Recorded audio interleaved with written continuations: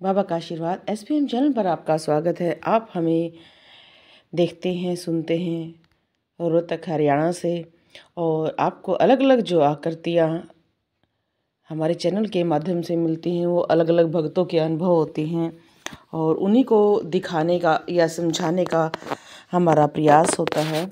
तो आप जो सामने आकृति देख रहे हो, इस आकृति में आपको बहुत ही अच्छा प्रभाव दिखाई देगा कि जैसे बड़ा बड़ा फूल बना हुआ है, और कहते हैं ना कि जैसे फूल के अंदर जब फूल बंद होता है तब भी उसमें ऊर्जा होती है, और जैसे खिलता है वो अपनी खुशबू बखेरता है।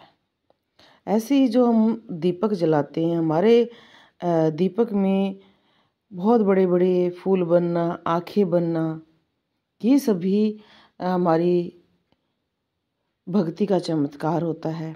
अब देखो, इसमें एक तरफ आपको अलग दर्शन हो रहे हैं, दूसरी तरफ आप देखो अलग दर्शन हो रहे हैं। कितना बड़ा फूल बना हुआ है।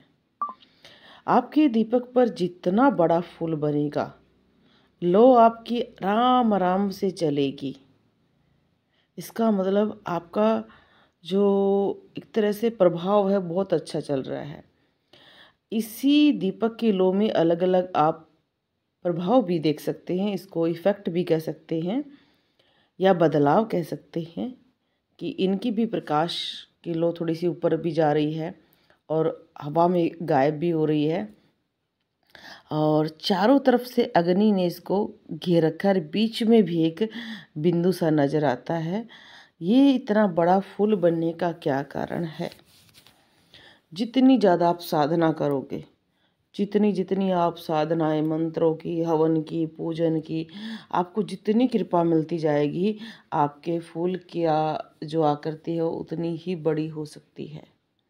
धीरे धीरे धीरे धीरे ये जो आकृतियां हैं, प्रभाव है, ये आपके बढ़ते जाएंगे, इनका इफेक्ट बढ़ता जाएगा, और आपके साथ अलग अलग चमत्कार होंगे।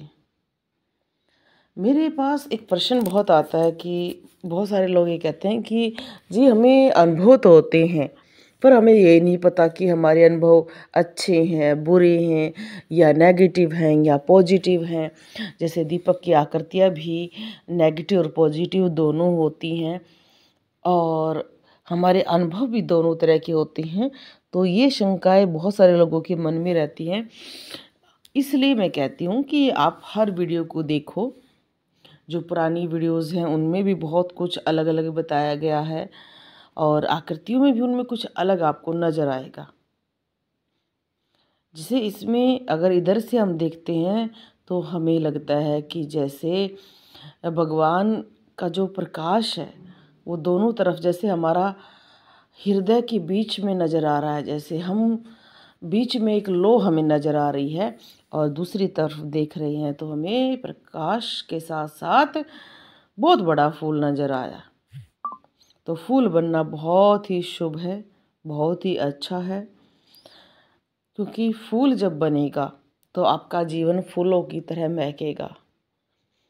तभी कहते हैं कि घर में फूल जरूर लाने चाहिए, भगवान को फूल चढ़ाने चाहिए, अपने घर के गमलों में फूल उगाने चाहिए।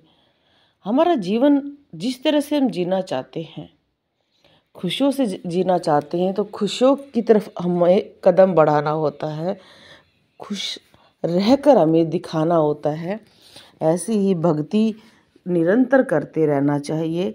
बहुत सारे लोग जिनको हम कुछ सिखाते हैं या नेगेटिविटी दूर करने के लिए उपाय कराते हैं, वो बहुत अपना अच्छे से उपाय करते हैं, पर जैसे ही उनके 41 दिन हो जाते हैं, वो उनका बस एक ही रहता है, जी अब हम पूजा बंद कर दें। क्या आप अपना भोजन बंद कर सकते हो? नहीं कर सकते। हाँ, अगर आपको लगता है कि मुझे ज़्यादा पूजा नहीं करनी है, तो कुछ नियम तो आप अपनाओ, थोड़ी बहुत पूजा करो अगर आप खुश रहना चाहते हो। साइंस भी ये कहती है कि अगर हम पूजा करते हैं, कोई पाठ करते हैं, तो उससे हमें जो समय लगता है हमारा और जो खुशी मिलती है, उससे हमारी मानसिक दशा बहुत खुश हो जाती है या अच्छी रह सकते हैं। हमारी मेंटल हेल्थ बहुत अच्छी रहती है। और सभी को पता है जब पूजा पाठ करते हैं तो लोग नहाते हैं, धोते हैं, ढंग से रहना शुरू करते हैं, तो हमारी फिजिकल हेल्थ भी अच्छी रहती है। तो इसलिए कभी मत कहा करो कि जी अब हम पूजा बंद कर दें। पूजा कभी नहीं बंद करनी चाहिए। जैसे खाने को हम कभी नहीं रोक सकते, हम 3 टाइम भी खाते हैं, 4 टाइम भी खाते हैं, तो हमें तो सिर्फ 2 टाइम पूजा करनी है। और ऐसे सुंदर हमारे फूल बनेंगे, हमारे कष्ट दूर होंगे, फूलों से हमारा जीवन खुशियों से भर जाएगा। क्योंकि जब 41 दिन की साधना करते हैं तो सिर्फ हम उनके संकट काटते हैं, उसके बाद जो वो पूजा करते हैं तब उनके घर में अच्छे इफ़ेक्ट आते हैं। या ये कह सकते हैं ये दीपक के फूल और बड़े बनेंगे, आपके चक्र और भी ज़्यादा जागृत हो जाएंगे, आपकी कॉस्मिक एनर्जी बढ़ जाएगी, आपको अपनी इच्छाएं पूरी करने के लिए ब्लेसिंग मिलेंगी, बहुत कुछ मिलेगा। पर लोग सोचते हैं कि 41 दिन में ही हमें सब कुछ मिल जाएगा। नहीं, ऐसा नहीं होता है। 41 दिन के बाद जो आप कमाई शुरू करोगे, पाठ करोगे, वही आपको आगे पहुँचाएंगे। बोलो जय श्री राम।